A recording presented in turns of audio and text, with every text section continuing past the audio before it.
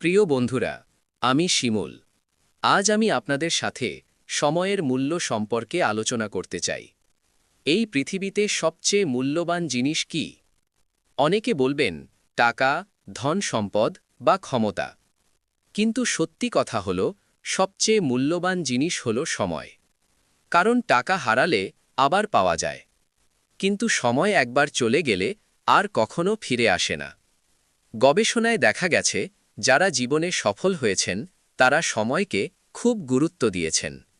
তারা সময়কে অপচয় করেননি, বরং প্রতিটি মুহূর্তকে কাজে লাগিয়েছেন। ভাবুন তো, একজন কৃষক যদি ঠিক সময়ে বীজ না বোনে, তাহলে কি সে ভালো ফসল পাবে? না বন্ধুরা, কারণ প্রতিটি কাজের একটি সঠিক সময় থাকে। আমাদের জীবনও ঠিক তেমনই।